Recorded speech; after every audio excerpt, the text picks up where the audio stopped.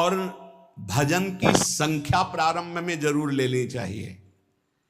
यदि 10 माला का नियम लिया, 20 माला का नियम लिया, तो उसे निर्वाह करो। जैसे यहां शरणागति मंत्र मिलता है तो 11 माला प्रारंभ में दी जाती कि आपको करना ही है, ज्यादा हो जाए वो ठीक, 11 से कम वो कभी जीवन में नहीं। अपने जीवन में गुरु आज्ञा 11 माला तो करनी है, हर समय करना है। पर ये मन थोड़े दिन तो नियम में चलेगा, इसके बाद छोड़ देगा।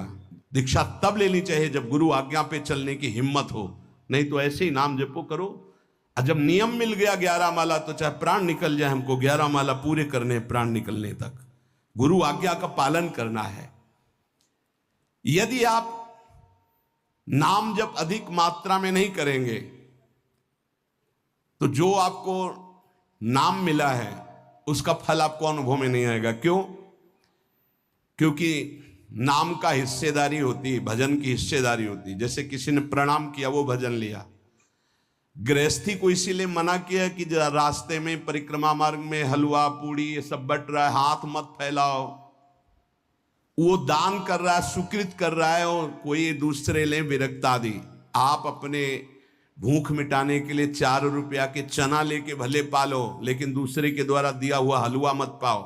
यहाँ धाम आए हो, भगवत कमाई करने आए हो, यहाँ नाम जप करो, कष्ट सहकर परिक्रमा दो। हो सके 4 रुपए की वस्तु लेकर के आप पशु पक्षियों को पवा दो, किसी एक का पेट भर। तुम मत पाओ दूसरे का। तुम चाहो तो उपवास कर सकते हो, या प्राण पोषण के लिए रूखा सूखा थोड़ा खा लो। ये दूसरे के आराम से धाम में हम आए 2-4 दिन खूब खाए पिए नहीं, भागीदारी हो जाएगी तुम्हारे पुण्यों की। वहां ऐसे फ्री नहीं है कुछ। भजन का भागीदार राजा भी होता है, जिसके राज्य में रह रहे हैं। जो अन्न देता है वो भजन का, जो वस्त्र देता है वो भजन। इसीलिए गृहस्थ को कहीं कुछ भी स्वीकार नहीं करना चाहिए, ये बहुत ध्यान रखिए। अगर आप कहीं तीर्थ साधु आश्रम कहीं जाते हैं, कोशिश कीजिए कि किसी से सेवा ना ले, और अगर सेवा ले तो उसके अनुसार फिर अर्थ दे दे। अगर आपने वहां भोजन पाया, पानी पाया, तो उसके अनुसार सोच ले कि अगर हम इतना खरीदते तो कितने का मिलता, वो दे दिया तो आपका भजन बच गया। कभी आपको कोई प्रणाम नमस्कार करे, तत्काल बराबर प्रणाम करो। किसी को अपना भजन का हिस्सेदारी नहीं, सबका मंगल हो। ये भजन जितना बढ़ेगा तो आपको भगवदाकार कर, जितना बढ़ेगा तो आपको भगवदाकार कर देगा। दिन रात 24 घंटे में 21,600 श्वास चलती है। 21,600 श्वास में 6 घंटा तो सोने के चले जाते, उसमें तो चेतना नहीं रहती।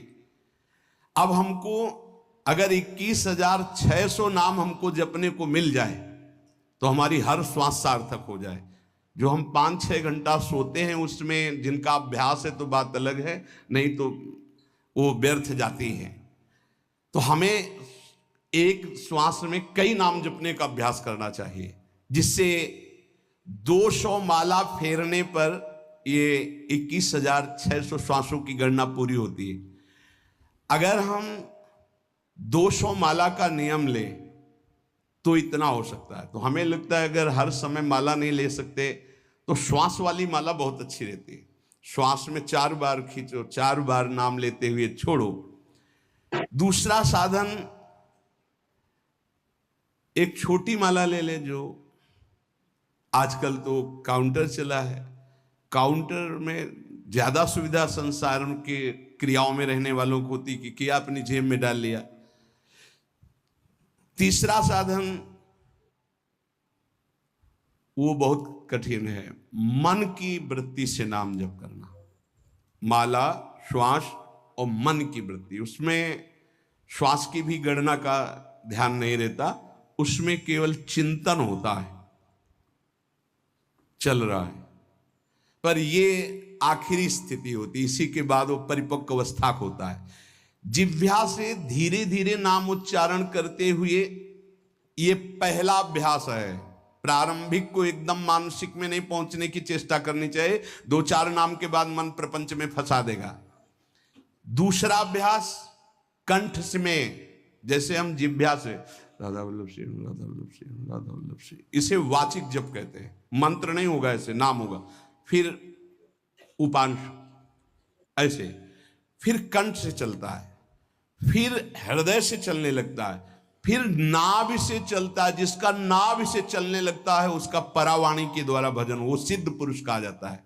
चार वाणी, परा, पश्यंती, मध्यमा, वैखरी। वैखरी जो बोल रहे हैं, जो कंठ से, फिर हृदय से पश्यंती, परा नाभि से, मूलाधार केंद्र से लेकर के संपूर्ण ब्रह्मांड में इसमें नाम गूंज रहा है, वो सिद्ध पुरुष का होता है।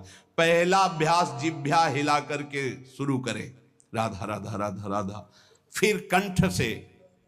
कभी हमारे सदगुरुदेव भगवान को देखना, अगर कोई आ गया और बातचीत का हुआ तो यहां से तत्काल चलता दिखाई देता है ना, कंठ ऐसे ऐसे हिलने लगता है कंठ, और शांत बैठे तो फिर नहीं दिखाई दे। अगर कोई है आसपास तो इतनी तीव्रता लगन होती कि कहीं छूट ना जाए नाम। कंठ से विशिष्ट अभ्यासी का, फिर हृदय से परिपक्व अभ्यासी का, और नाभि से सिद्ध महापुरुष का, परावाणी से चलता है। अगर 1 वर्ष तक जिह्वा से अभ्यास किया जाए, ये मैंने किया है, नारायण स्वामी कहते हैं, तो दूसरे वर्ष में कंठ से प्रारंभ हो जाता है। 2 वर्ष कंठ से चले तो अगला हृदय से प्रारंभ हो जाता है, और हृदय से 3 वर्ष चले तो फिर नाभि से 7 वर्ष में नाम सिद्ध हो जाएगा। अगर नियम पूर्वक झूठ ना बोले, सत्य आचरण करे, ऐसे नाम जप करे। हम ये कहते हैं कि चलो थोड़ा धीमे ही सही, पर 12 वर्ष में तो आपको सिद्ध हो जाना चाहिए। 12 वर्ष, यहां बोले 30 वर्ष के, 50 वर्ष हो गए साधन करते हो, ज्यों कहते हो कोई परिवर्तन नहीं। इसका मतलब अंदर से नाम नहीं चलाया जा रहा, नाम में रुचि नहीं। 12 वर्ष में तो भगवत साक्षात्कार करके जागृत स्वप्न सुषुप्ति अवस्था पर विजय प्राप्त कर लेता है साधक।